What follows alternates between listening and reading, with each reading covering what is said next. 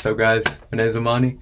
Today I just wanted to talk about something really important that has been on my mind lately, and I literally have written on my wall because I think it's that important. It's the fact that creativity is infinite.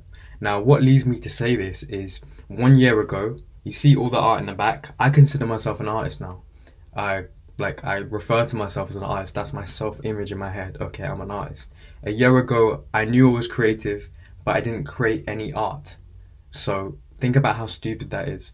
I thought, oh yeah, I'm a creative person, but I never created anything. But I knew I had that inside of me. And that's an example of me being limited in my creativity because I never actually put it into action. I never put it into work. And that leads me to say that creativity is infinite, but most people block it and don't know how to access it. Now, what happens with most people, this is a scenario that happens, is they sit down and they're about to create something, but no ideas come to their head, so they stop and walk away. Now, this is exactly the opposite of what you're meant to do. When you sit down and no ideas come to your head, that is the exact moment when you need to create. Because it's almost like this. Imagine creativity is this massive reservoir. It's in like a massive dam, right? And there's a pipe leading from that dam. And at the end of this pipe, there's a plug. All creativity doing and accessing creativity is, it's just pulling the plug from that pipe and allowing all of the water from the dam to just flow through. Most people literally self-plug themselves, self-plug their creativity when it's just a flow. It's just a current that is ever present, always there, and can flow through you effortlessly. You just need to allow it to do so. And one method that I developed, which really helped me to do this, which helped me to create 88 art pieces, one art piece a day for 88 days, and complete the challenge, is something I like to call intuitive art. Now, I refer to myself as an intuitive artist now because this is like the primary way I create anything. This is a piece I created the other day, made purely off intuition. Here's another example, just so you can see. I thought art has to be some scientific thing, like it needs to look good to everyone, you know? And it needs to be something that, oh yeah, this is good because of this and that. Oh, look at the line work here, so detailed. That's not true. All art needs to do is feel good to you. That's the number one requirement. Like, it needs to feel good and it needs to feel true. Like, I believe the best art is art that is made from here, like made from the core of your being, is fully authentic. And that's why I really believe creativity and spirituality are so linked, because creativity is literally the essence of who you are. It's allowing the essence, allowing the spirit to flow through you. And that's how I feel when I'm making a lot of my works. Like, I feel the most connected to myself. And even if people don't want to put a label on it, sometimes I don't like putting a label on, like, oh, this is like a spiritual practice or whatever.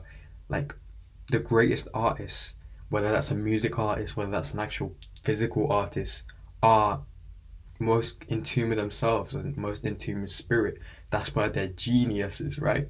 They have a genie within them. Like, it's almost like they're rubbing the lamp of themselves. Like, they're rubbing their lamp and a genie appears, and that genie is allowing them to, do their work. They're channeling something, right? Which is basically what we're trying to say. Sorry for that analogy, it's kind of crazy. But but yeah, this leads me to a book I've been reading recently, Psycho-Cybernetics. Amazing book. I've been like binge reading it lately. Basically, it's like the godfather of all self-help books. And what it really says in that book is the importance of a self-image. Now, self-image, I didn't even realize was this important ever in my life. But everyone always has a self-image. Everyone always has like a creative imagination of themselves. So imagine it like this. In everyone's mind, subconsciously, there's like a picture frame. And in this picture frame is what they view about themselves. Like, who am I, basically? That's the title of this picture frame. And throughout this, people create and collate all of these different ideas, all of these different like themes and nuances about who they are as a person. The best example of this is, like, imagine you're in school, right? And your teacher, when you're very young, you get a bad grade on one of your maths reports. You get a bad grade again, a bad grade again. Now you have this instilled in your mind.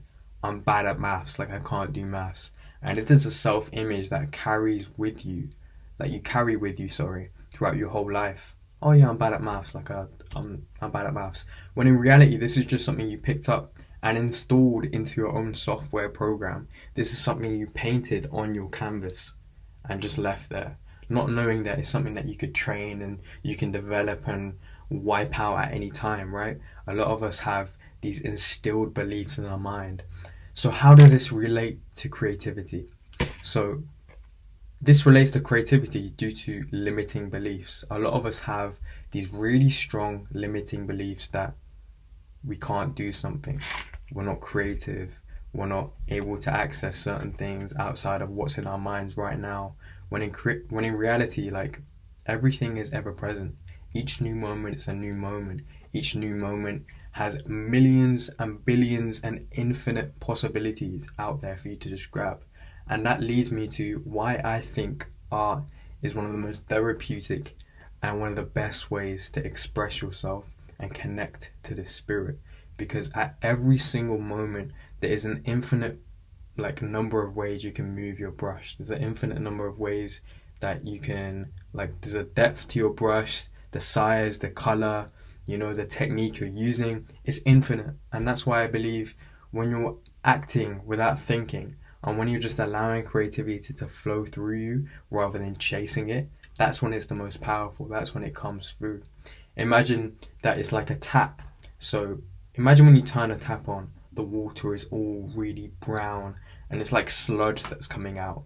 But the more you leave it on, the more it starts to become clearer and smoother and clearer and clearer and clearer until the water's completely clear, drinkable, and it's beautiful, it's pure water. That's exactly the same as creativity. You need to get out of your own way to allow it to flow through you. That is number one. Just get out of your own way and allow it to flow. That's all I'm going to talk about in this video. But yeah, it's a bit long-winded, sorry. I'm a bit new to this YouTube stuff, so yeah, hope you enjoyed. Thanks.